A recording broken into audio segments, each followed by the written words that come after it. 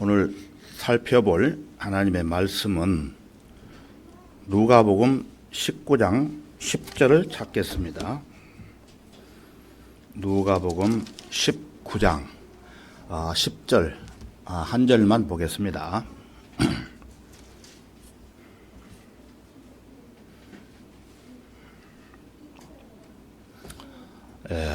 제가 읽겠습니다. 인자가 온 것은 잃어버린 자를 찾고 또 구원하려는 것이라고 하시더라. 다 같이 기도드리겠습니다. 위대하시고 자비로우신 주 하나님 아버지, 참으로 감사합니다.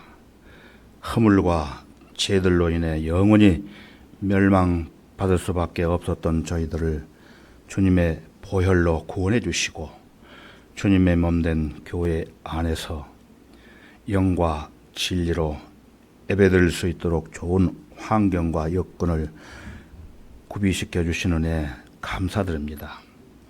주님, 이 시간에 진리의 말씀들을 상고할 때 우리에게 필요한 말씀으로 풍성히 채워주시고 우리의 나아갈 길을 밝히 보여주시기를 간구드립니다. 주님의 지체 중에 피치 못할 사정에 의해 오늘 예배에 참석치 못한 식구들도 있습니다. 그들이 어느 곳에서 무엇을 하든지 항상 주님만을 바라보며 주님의 뜻 안에서 삶을 살아갈 수 있도록 선하게 인도해 주시기를 간구드립니다. 또한 특히 발목 부상으로 인해 고생하는 형제도 있습니다. 주님의 능력의 손길로 그 아픈 상처를 치유시켜 주시고 정상적인 생활을 할 수 있도록 능력 베풀어 주옵소서. 이 시간 모든 시종을 주 성령님께 의탁합니다. 마귀 일절 틈타지 못하도록 지켜주시고 주님 홀로 영광 받으시옵소서. 모든 것을 감사드리며 주 예수 그리스도의 이름으로 기도드렸습니다. 아멘. 설교 제목은 죄인들을 찾으시는 그리스도입니다. 죄인들을 찾으시는 그리스도. 성경 정체에서 이 구절만큼 저에게 아름다운 구절은 없습니다. 이 단순하고 짤막한 문장에서 우리는 그리스도께서 왜 이 세상에 오셨는지를 듣게 됩니다. 주님께서는 목적을 가지고 오셨습니다. 주님은 일하기 위해서 오신 것입니다. 이 구절에는 그 모든 내용이 담겨 있습니다. 주님께서는 세상을 정죄하기 위해 오신 것이 아니라 자신을 통하여 이 세상을 구원하기 위해서 오셨습니다. 하늘의 왕자가 죄 많은 이 세상으로 내려오셨을 때 그분께서는 방문의 목적을 말씀해 주셨습니다. 하나님께서 그를 보내신 그의 목적은 무엇이었을까요? 바로 잃어버린 자를 찾고 또 구원하기 위함인 것입니다. 성경에는 하나님께서 실패할 일을 하도록 누군가를 보내셨다고 기록된 곳은 한 군데에서도 찾아볼 수 없습니다. 하나님께서는 노예 상태에 있는 300만의 사람들을 약속의 땅으로 들어 보내기 위해서 모세를 이집트로 보내셨지요. 모세가 실패했습니까? 아니죠. 처음에는 실패할 것처럼 보였어요. 만약 여러분이 파라오가 모세에게 주가 누구기에 내가 그의 말을 복종하고 이스라엘을 보내겠느냐라고 말하는 그곳에 있었다면 또 파라오가 모세를 내어 쫓으라고 명령하는 그 순간을 여러분이 보았다면 모세가 실패한 것이라고 생각했을지도 모르겠지요. 그러나 과연 모세가 실패했습니까? 아니지요. 또 하나님께서는 엘리야를 와합 왕에게 보내셨고, 그는 왕에게 이슬도 내리지 않겠고 비도 오지 아니하리라고 담대하게 말했습니다. 결국 하나님께서는 그의 기도대로 3년 반 동안이나 하늘을 닫으시지 않았습니까? 이제 하나님께서는 그의 품 안에 있는 사랑하는 아들을 하늘의 보좌로부터 세상으로 보내십니다. 여러분은 그가 실패하시리라고 생각하십니까? 예, 감사하게도 그는 구원받기를 원하는 사람이라면은 누구든지 온전하게 구원하실 수 있었던 사람입니다. 이 같은 구절을 읽으면서 저는 위대한 축복을 발견하게 됩니다. 그리고는 그것으로부터 어떤 은혜를 얻을 수 있는가를 여러모로 묵상합니다. 본문 바로 앞장에 있는 누가복음 18장에서는 예수님께서 여리코에 가까이 오셨던 사건을 보게 됩니다. 한 불쌍한 소경이 길가에 앉아서 구걸하고 있었지요. 아마 그는 그곳에 몇 년 동안 앉아 있었는지도 모릅니다. 또는 그는 그곳에 앉아서 불쌍한 소경에게 돈을 좀 주십시오라고 소리 질렀을 것입니다. 어느 날 그가 여느 날처럼 그곳에 앉아 있을 때에 한 사람이 예루살렘으로부터 내려와 그에게 말을 합니다. 이봐, 바디오메, 자네를 위한 기쁜 소식이 있어. 그게 뭔데? 이스라엘에 자네의 눈을 뜨게 할 수 있는 사람이 있다고. 그럴 리가. 내 눈은 절대로 떠지지 않을 거야. 나는 날 때부터 소경이었고 아직까지 소경이 눈을 떴다는 이야기를 들은 적이 없어. 아마 다시 오는 세상에서는 눈을 뜰 수 있겠지. 하지만 이 세상에서는 장님으로 살 수밖에 없다네. 그러자 그는 내가 어제 예루살렘에 갔다가 갈릴리에 오신 위대한 선지자를 봤는데 그분이 날 때부터 소경된 자를 눈뜨게 하는 것을 봤단 말이야. 그 말을 듣자 그 불쌍한 소경의 마음에서 희망이 일어났습니다. 그가 다시 물었습니다. 어떻게 그런 일이 생겼지? 하고. 예수라고 하는 그분이 땅에 침을 뱉으시고 흙을 개어 그의 눈에 바르시고는 실로함 연못에 가서 씻으라고 말씀하셨어.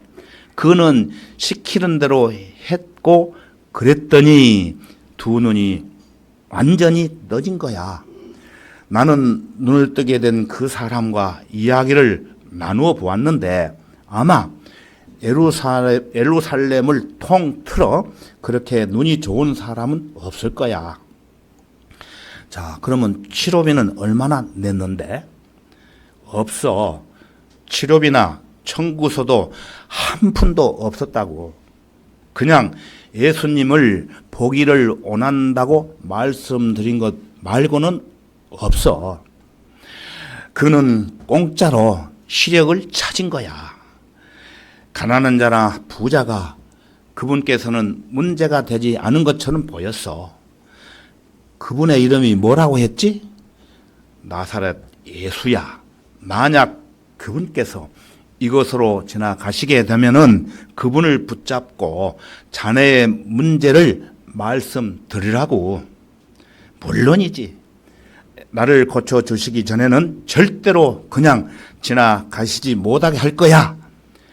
그런 대화를 하고 며칠 후 그가 여전히 길가에 앉아서 구걸하고 있을 때 갑자기 그는 많은 무리가 오고 있는 발자국 소리를 들었습니다. 그는 주위에 있는 사람들에게 급히 물었어요. 누가 오고 있지? 말해줘요. 누가 오고 계신 건가요? 하고 누군가 나사렛 예수가 지나간다고 말해줍니다.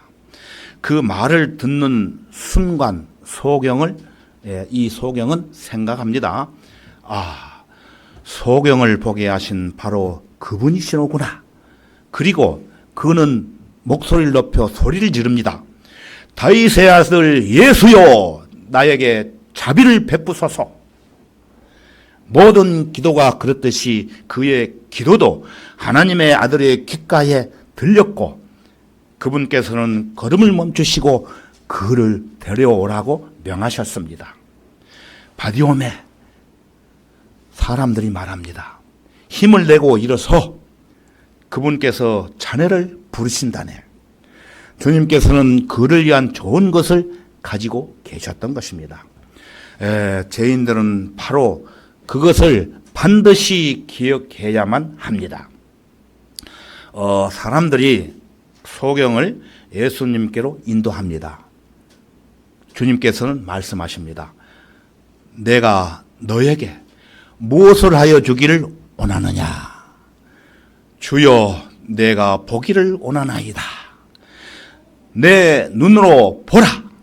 주님이 말씀하시자마자 즉시 소경의 눈이 열리게 되었던 것입니다.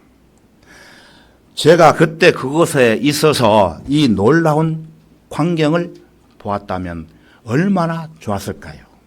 여러분도 마찬가지일 겁니다. 소경의 시선이 처음으로 닿는 대상은 하나님의 아들 그분이셨습니다.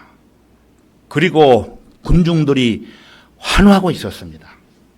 하지만 눈을 뜨게 된 그 소경 자신만큼 크게 소리를 지르는 사람이 없었습니다. 그는 하나님께 영광을 돌렸습니다. 아마 다윗의 아들에게 호산나라고 했지 않겠습니까? 그 이후의 일을 조금 더 상상해 본다면 어떨까요? 이 바디오메는 여리코로 들어가서 말을 합니다. 나의 아내를 직접 보고 이 일을 말해 줘야지. 새로운 핵심자들은 항상 그의 친구들에게 자신이 구원받은 것에 관해서 말을 하려고 합니다. 여러분도 마찬가지죠. 거리를 걷다가 어떤 사람이 그를 지나쳐서 몇 발자국 가다가는 뒤돌아서서 묻습니다. 바디오메, 자네 바디오메 맞지?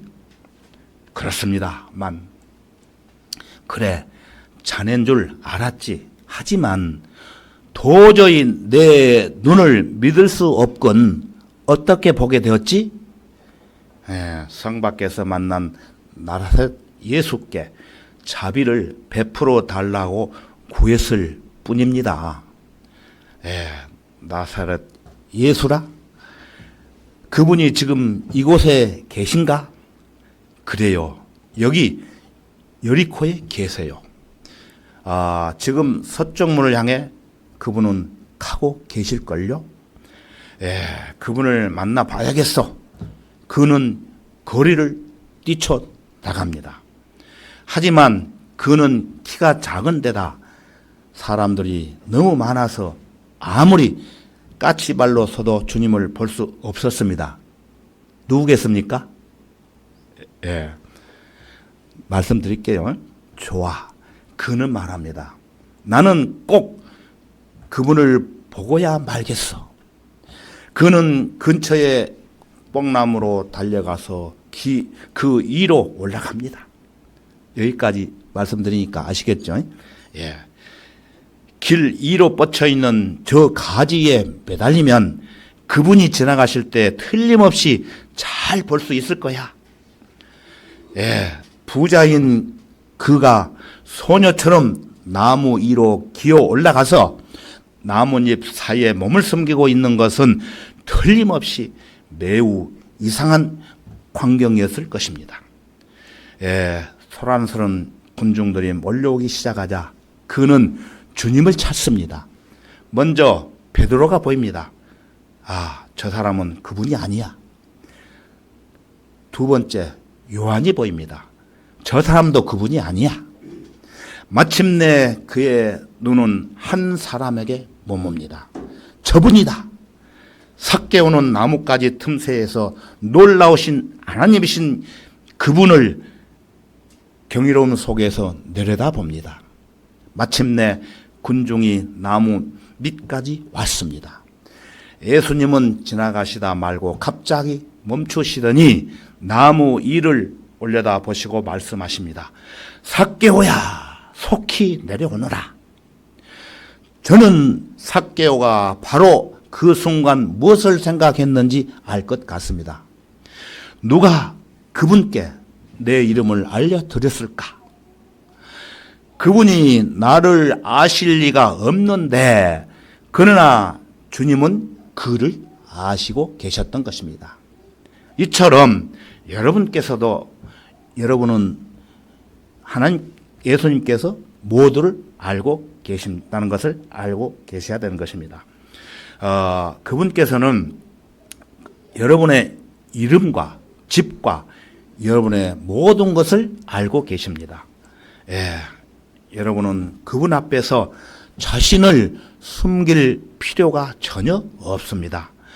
주님은 여러분이 어디에 있든지 무엇을 하든지 여러분에 관한 모든 것을 아시기 때문입니다.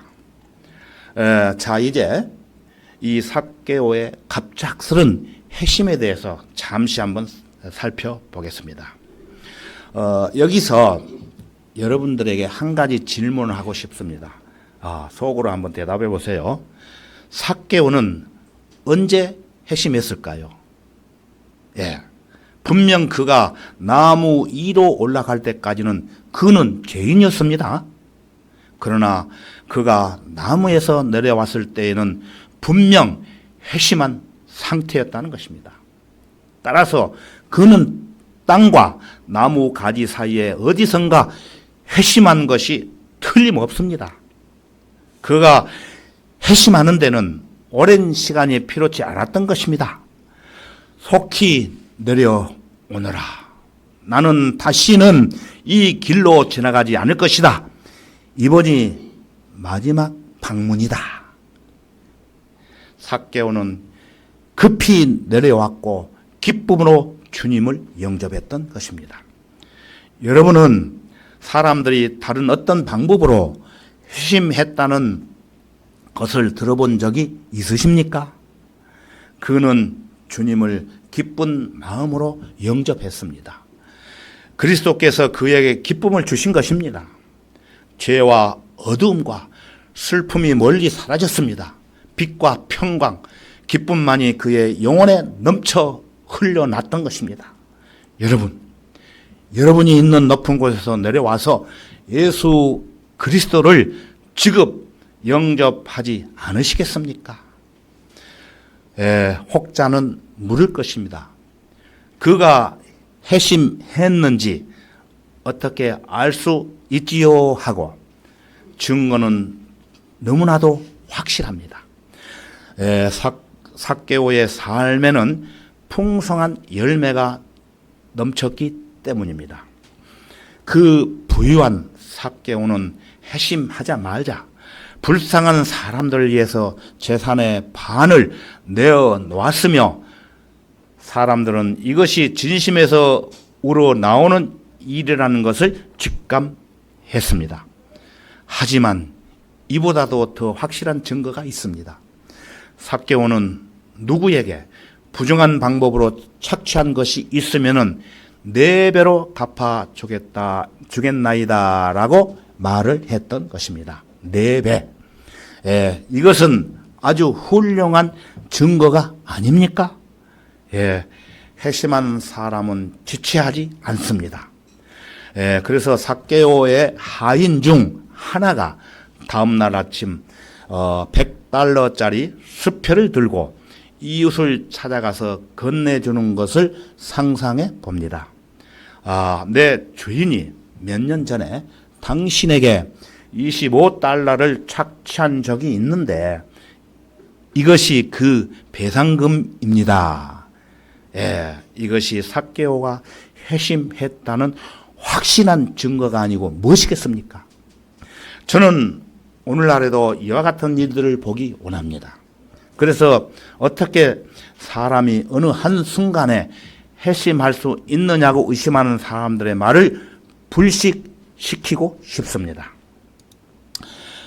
주님께서는 그 세리의 집으로 가셨고 그곳에 계시는 동안 바리새인들이 수군거리며 불평하기 시작했습니다. 예수님 시대의 바리새인들이 그 이후에 사라졌다면 얼마나 좋았겠지만 불행하게도 그들의 많은 후예들이 지금에도 여전히 남아 있어서 불평을 하고 있습니다. 이 사람이 죄인들을 받아들이는도다라고. 하지만 바리새인들이 불평하는 동안에 주님께서는 이렇게 말씀하십니다. 나는 삭개오를 불행하게 하거나 정죄하거나 그를 괴롭게 하기 위해서 온 것이 아니다. 인자가 온 것은 잃어버린 자를 찾고 또 구원하려는 것이라.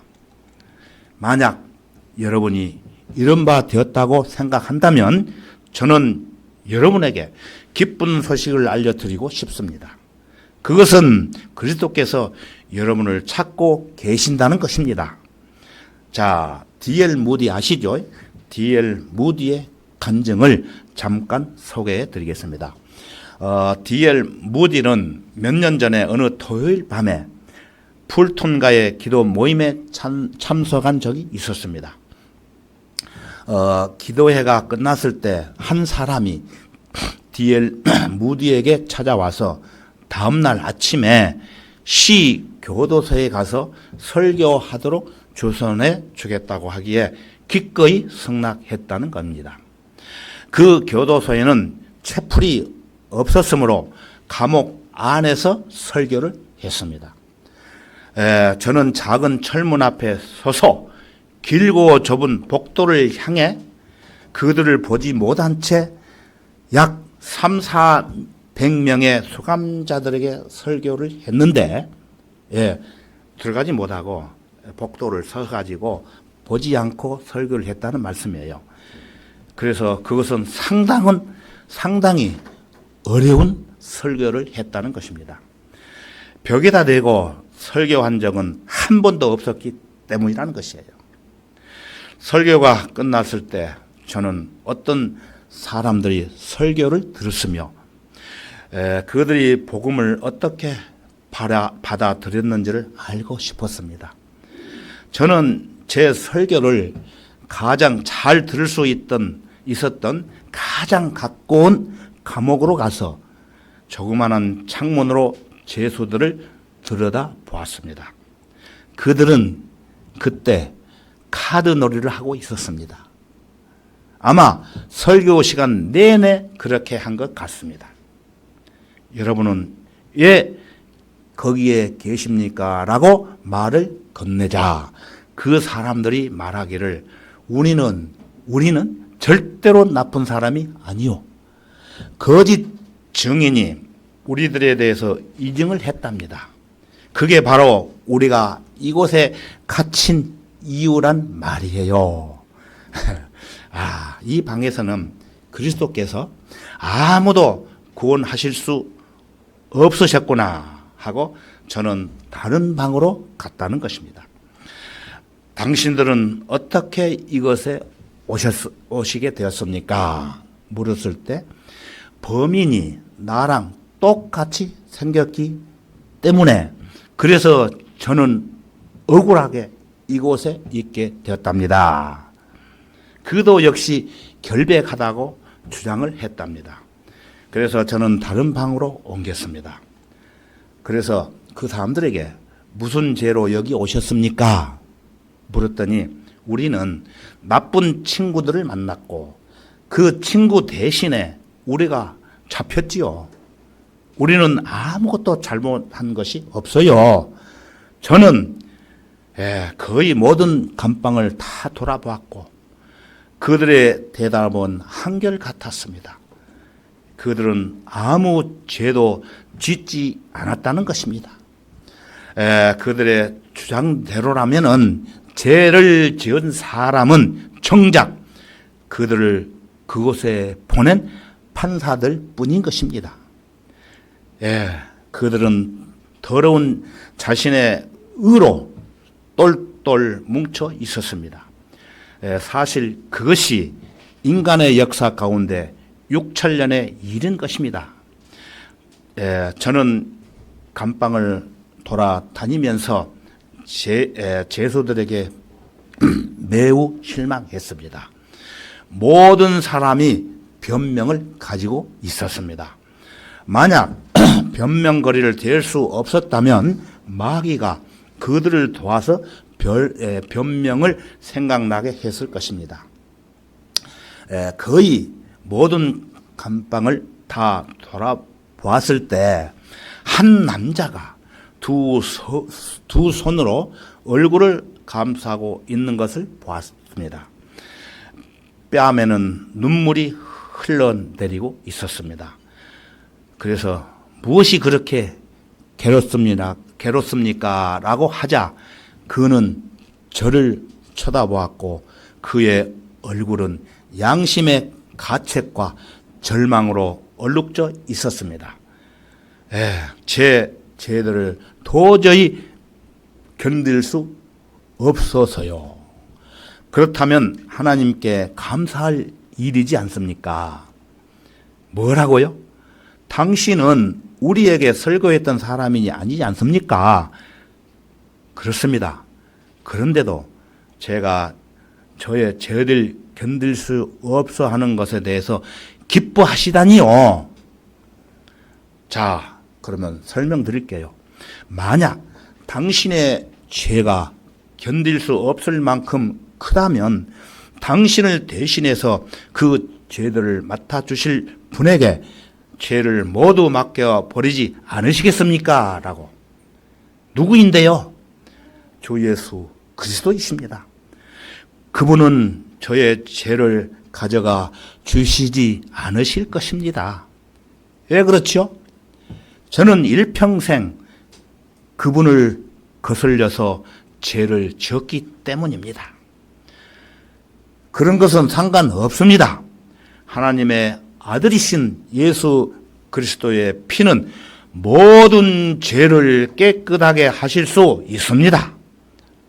저는 그 사람에게 그리스도께서 잃어버린 자들을 어떻게 찾으시고 구원하시는지를 말해 주었습니다. 감옥 문을 여시고 죄인들을 자유케 하시는 예수님에 대해서 말입니다. 자신이 잃어버린 죄인이라고 믿는 사람을 만나는 것은 시원한 물을 만나는 것과도 같습니다. 저는 그 사람 앞에 서서 십자가에 달리신 구주를 제시했습니다. 그리스도께서는 우리를 구원하시려고 오셨고 우리의 죄들로 인해서 죽으셨고 우리를 의롭게 하시기 위해서 부활하셨습니다. 그러나 그는 긴 시간 동안 자신과 같은 비참한 죄인이 구원받을 수 있다는 사실을 받아들이기 어려워했습니다. 그리고 그는 계속해서 자신의 죄들을 열거했습니다. 저는 그에게 다시 한번 그리스도의 피는 그 모든 죄들을 다 덮어버릴 수 있다고 말해 주었습니다. 그에게 모든 것을 설명을 하고 나서 저는 다시 말합니다. 자, 같이 기도합시다. 그는 감방 안에서 무릎을 꿇었고 저는 바깥 복도에서 무릎을 꿇었습니다. 당신이 기도하십시오. 제가 말했습니다. 안 돼요. 저 같은 사람이 하나님을 부른다는 것은 그분을 모독하는 일입니다. 당신이 하나님을 부르십시오. 그는 꿇어앉는 채로 불쌍한 세리처럼 기도하기 시작했습니다. 하나님, 저처럼 사한 자에게 자비를 베푸소서. 제가 창문으로 손을 내밀어 그의 손을 잡았을 때 그의 뜨거운 눈물이 제 손등 위로 떨어졌습니다. 그것은 회개의 눈물이었습니다. 그는 그가 잃어버린 바 되었다는 사실만을 믿었습니다. 그로 하여금 그리스도께서 그를 구원해 주실 수 있다는 것을 믿게 하려고 노력했지만 그는 아직도 어두움 가운데 있었습니다. 저는 호텔에 묵고 있습니다. 오늘 밤 9시와 10시 사이에 당신을 위해서 기도하겠습니다. 그리고 다음날 아침 저는 그가 어떻게 했을까 너무 궁금해서 시카고로 돌아가기 전에 그를 다시 만나겠다고 생각을 했습니다. 그리고 그를 다시 만나자마자 곧 그에게 죄책감과 절망이 사라진 것을 보았습니다. 그의 얼굴은 천상의 기쁨으로 빛나고 있었습니다. 절망의 눈물 대신에 기쁨의 눈물이 솟구쳐 흐르고 있었습니다. 의의 태양이 그의 인생에 들어온 것입니다. 그의 혼은 그분 안에서 기뻐 뛰고 있었습니다. 그는 삭개오와 그랬듯이 기쁨으로 그리스도를 영접했던 것입니다. 저는 그의 간증을 듣기 원했습니다. 그랬더니 왜 정확히 몇 시인지는 기억나지 않습니다만 아마 자정쯤 되었을 거예요. 저는 오랫동안 절망 가운데 있었는데 갑자기 예수 그리스도께서 흘리신 보혈로 저의 모든 무거운 죄짐이 벗겨졌다는 것을 알고 믿게 되었어요. 비록 저는 지금 뉴욕 감옥에 있지만 그 누구보다도 이제 가장 행복한 사람이 되었다는 간증을 듣는 순간 그는 정말로 가장 행복한 사람이 되었다는 것을 직감을 했는데 역시 그의 얼굴은 하늘로부터 오는 빛으로 환하게 빛나고 있었습니다. 우리는 다시 오는 영원한 세상에서 다시 만나기를 기약하며 그와 작별을 인사했다는 것입니다. 여러분은 감옥 안에 수많은 사람들 중에서 왜 그 사람만이 구원받을 수 있다고 생각하십니까? 그는 그가 잊어버린 바 되었다는 사실을 믿었기 때문입니다. 한 번은 한 안과에 갔던 적이 있었습니다. D.L. 무디의 간증입니다. 한 어머니가 태어난 지 몇 달도 안 된 조그마한 아기를 의사에게 데리고 와서는 눈을 검사해 달라고 했습니다. 의사가 검진한 결과 그 아기는 평생 동안 보지 못한다는 것이었습니다. 평생 동안 말이에요. 의사가 그렇게 말하자 어머니는 아이를 꼭 붙잡고 가슴에 부둥켜 안고는 찢어질 듯한 비명을 질렀습니다. 그 소리가 제 마음을 날카롭게 찔렀고 저는 같이 울고 말았습니다. 의사도 울었습니다. 우리 모두가 울 수밖에 없었습니다. 오 아가야, 어머니가 말합니다. 너는 너를 낳아준 엄마를 결코 볼 수 없게 되었구나. 의사 선생님, 저는 도저히 견딜 수 없습니다. 내 아가. 그것은 말할 수 없이 비참한 광경이었습니다. 하지만 시력을 잃은 것은 혼을 잃은 것에 비교할 수 있겠습니까? 여러분? 저는 제 혼을 잃은 것보다도 제 두 눈을 잃은 것이 몇 천 배도 더 낫다고 생각합니다. 왜 그럴까요? 마가복음 9장 47절에 가서 보면은 내 눈이 너를 실족게 하거든 뽑아 버리라. 두 눈을 가지고 지옥불에 던지는 것보다 한 눈으로 하나님의 나라에 들어간 것이 더 나으니라 그랬어요.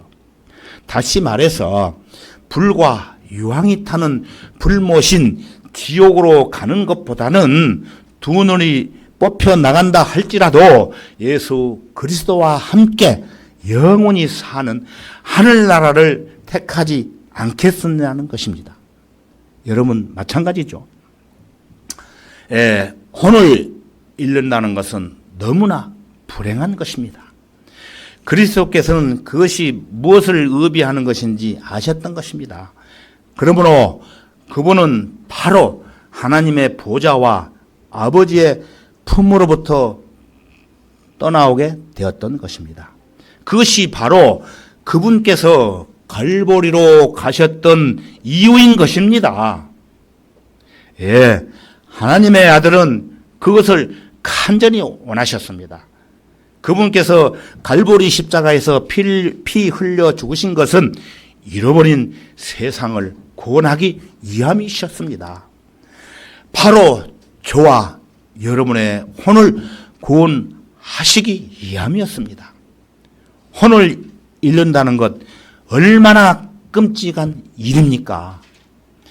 만약 여러분이 아직도 구원받지 못하고 잃어버려진 상태라면 그리스도 안에서 평안을 얻기까지는 다른 것들은 다 미루어 놓으시기를 간절히 권고합니다. 만약 여러분께 자녀들이 있다면 그들이 구원받기를 절대로 쉬지 마십시오. 만약 여러분의 남편이나 아내가 구원받기를 원하신다면 절대 쉬지 마시라는 것입니다. 여러분의 아이들이 그리스도께로 나오는 것을 방해하지 마십시오. 여러분의 부모나 자녀나 남편이나 여자가 그리스도께 나오는 것을 방해하지 마시라는 것입니다. 인자는 백발 노인에서부터 어린 아이들까지 모두를 구원하려 이 땅에 오신 분이십니다. 주님은 모든 사람을 구원하기 위해 오셨습니다. 부자와 가난한 자, 어린이, 노인, 누구에게나 마찬가지입니다. 만약 여러분 중에 아직도 구원받지 못했다면 하나님 나라로 들어가는 길을 발견하고 들어가시기를 강력히 촉구하는 바입니다. 인자가 온 것은 잃어버린 자를 찾고 또 구원하기 위함입니다. 주 예수 그리스도께서는 그분께서 제시하시는 모든 것을 능히 주실 수 있는 분이십니다. 주님께서는 잃어버린 자들에게 영원한 생명을 약속하셨습니다. 하나님의 선물은 영원한 생명입니다. 그 영원한 생명을 주시기에 하나님께서는 항상 죄인의 자리에 먼저 찾아오십니다. 우리가 찾아가는 것이 아니고 먼저 찾아오십니다. 아담이 타락하자마자 하나님께서는 그를 찾으셨습니다. 아담아 어디 있느냐? 아담은 놀라서 동산 숯불 사이에 몸을 숨겼습니다. 그러나 하나님께서 그가 있는 곳으로 찾아오셨던 것입니다. 이처럼 하나님께서 먼저 죄인이 있는 곳에 찾아오십니다. 지난 6천년 동안 구원받았던 모든 사람은 하나님께서 먼저 찾으셨기 때문에 구원받으셨다는 것을 아셔야 된다는 것입니다. 저는 그리스도께서 찾지 않으시는 사람이 있다고 믿지 않습니다. 명심하십시오. 저는 하나님의 영이 그 사람의 인생에 어떤 특별한 시기에 기회를 부여하여 그에게 강권하신다고 믿지 않습니다. 그 어떤 사람도 하나님께서 그를 먼저 찾지 않으셨다면 구원을 받을 수 없었을 것입니다. 오늘 본문 말씀에 인자가 온 것은 잃어버린 자를 찾고 또 구원하려는 것이라고 하시더라 그랬지 않습니까? 자, 그러면 우리 다 같이 누가복음 15장 4절로 가보겠습니다. 19를 펼쳐 있죠. 앞으로 몇 장 넘겨서 누가복음 15장 4절로 가보겠습니다. 신약성경 144페이지가 되겠습니다. 다 찾으셨으면 4절부터 6절까지 제가 읽어보겠습니다. 너희 가운데 누가 양 100마리를 가졌는데 그중 한 마리를 잃었다면 99마리를 광야에 두고 그 잃어버린 양을 찾을 때까지 찾아다니지 아니하겠느냐. 그러다가 그가 그 양을 찾으면 자기 어깨에 메고 기뻐하며 집에 돌아와서는 친구들과 이웃들을 함께 불러서 말하기를 내가 잃어버린 양을 찾았으니 나와 함께 기뻐하자고 하리라. 예. 양들이 문을 통과할 때 그는 옆에 서서 양의 수를 셉니다. 하나, 둘, 셋, 99가지. 세다가 이상한데? 100마리가 있어야 하는데 내가 잘못 세었구나. 그리고는 다시 수를 셉니다. 99마리 뿐이야. 다시 세어봐도 한 마리를 잊어버렸구나. 그는 자기가 알아서 찾아오겠지라고 말하지 않습니다. 절대로 그렇지 않습니다. 그는 산으로 달려가서 쉬지 않고 잃어버린 양을 다시 찾습니다. 그리고는 찾은 양을 어깨에 메고 집으로 돌아옵니다. 양이 목자를 스스로 찾아왔습니까? 여러분 대답해 보십시오. 아닙니다. 목자가 양을 찾아서 집으로 데리고 온 것입니다. 그는 그 양을 찾은 것을 기뻐했습니다. 의심할 바 없이 잃어버린 바 되었던 그 양도 양 무리에게로 돌아오게 된 것을 기뻐했을 것입니다. 하지만 친구들을 불러 나와 함께 기뻐하자고 했을 것은 다름 아닌 누굽니까? 목자였습니다. 또 동전을 잃어버린 여인의 이야기가 있습니다. 잠깐 소개해 드리려고 합니다. 누군가가 그날 그녀에게 은 10개를 지불했던 적이 있는데 그는 주머니에서 돈을 꺼내서 세어봤습니다. 그런데 아니 9개밖에 없잖아. 10개라고 받았는데 그녀는 다시 돈을 셉니다. 역시 9개야. 하나가 없어. 돈을 가지고 나간 적이 없으니까 분명히 집 안에 있을 거야. 그러면서 그녀가 돈이 돌아올 때까지 기다립니까? 아니지요. 그는 빗자루를 들고 촛불을 들고 살사시 쓸며 찾기 시작을 합니다. 동전 하나를. 소파에 테이블을 옮기고 소파에 있던 들어갔는가 또한 테이블을 옮기고 의자 밑도 살사시 살펴봅니다. 돈을 찾을 때까지 방의 구석구석을 빠짐없이 뒤집니다. 그래서 마침내 돈을 찾았을 때 누가 기뻐했겠습니까? 동전입니까? 아니면 돈을 찾은 여인입니까? 그것은 물어보나 돈을 찾은 여인이었습니다. 그리스도께서는 이 비유에서 하나님께서 죄인을 찾으신다는 위대한 진리를 우리에게 보여주신 것입니다. 사람들은 자기가 그리스도를 찾아야 한다고 말을 합니다. 그러나 먼저 그들을 찾으신 분은 그리스도이십니다. 따라서 저는 예로부터 전해온 복음을 다시 한번 담대히 선포하고자 합니다. 인자가 온 것은 잃어버린 자를 찾고 또 구원하려는 것이라. 본문 말씀이죠. 아담의 타락과 죄로 인해서 하나님의 사랑이 나타났습니다.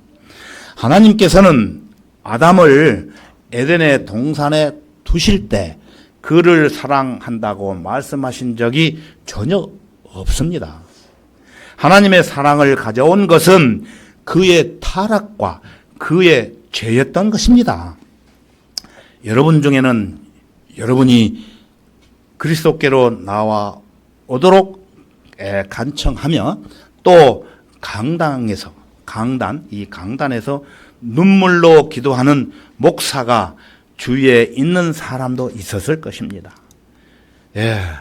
여러분이 가슴을 두드리는 설교를 들었을 때 진리가 여러분 마음속 깊은 곳으로 흘러 들어갔고 눈물이 주르륵 흘렸던 적이 있었을 것입니다.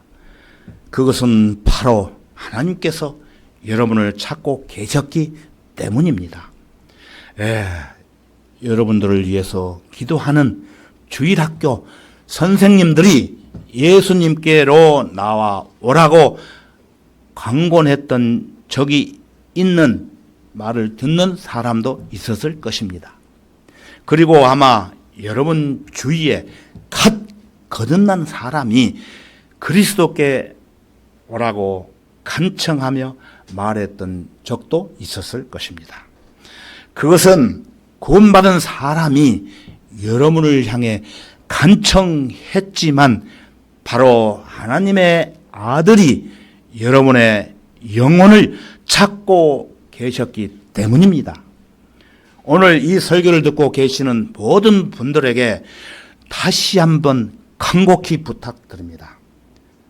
지금까지 확실히 구원을 받지 못하셨다면 여러분의 마음문을 활짝 여시고 하늘에서 오신 그분을 맞아 들이십시오.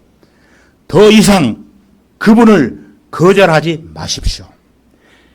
이번에는 그냥 가세요. 알맞을 때가 오면은 그때 부를게요 라고 말하지 마십시오. 지금 이 시간을 여러분의 알맞은 때로 만드십시오. 지금 이 순간을 여러분의 구원의 때로 삼으시기를 바랍니다. 예수께서 바울을 통해 그런 사람들에게 말씀하신 말씀이 있습니다. 보라, 지금이 기뻐 받아들일 때요. 보라, 지금이 구원의 날이라고 간곡히 말씀하셨습니다. 지금까지 예수님을 진정으로 받아들이지 못하셨다면 지금 당장 여러분의 마음을 활짝 열고 이렇게 말씀하십시오. 주님, 어서 오십시오. 제 마음으로 어서 빨리 들어오십시오라고 간절히 기도하시기를 바랍니다. 다 같이 기도하겠습니다. 참으로 감사하신 주 하나님 아버지, 오늘 또 세상의 경배를 들을 수 있도록 인도해 주시고 본문 말씀을 통해 죄인들을 구원해 주실 목적으로 독생자이신 예수 그리스도를 이 땅에 보내주시고 갈보리 십자가에서 죽기까지 고난과 고초를 당하신 그 크신 사랑과 자비를 다시 한번 우리 마음속에 새길 수 있도록 조명해 주신 은혜 더욱 감사드립니다. 하지만 저희들은 그 크신 은혜를 망각하고 육신적인 일에 몰두할 때가 한두 번이 아닙니다. 주님, 이제 길을 잃고 어긋난 땅길로 가지 않고 진리의 말씀들을 통해 하나님의 선하시고 기뻐하시고 온전하신 뜻에 따라 날마다 행동으로 옮기는 성도들이 되도록 선하게 인도해 주옵소서. 주님 오실 날이 얼마 남지 않은 이때에 우리의 남은 여생을 허랑방탕하지 않고 이 은혜의 복음을 위해 최선을 다할 수 있도록 힘과 용기도 허락해 주시고 주님과 함께 동행하는 삶이 되도록 항상 인도해 주시기를 간구드립니다. 이제 곧 다시 오실 주 예수 그리스도의 이름으로 기도드렸습니다. 아멘.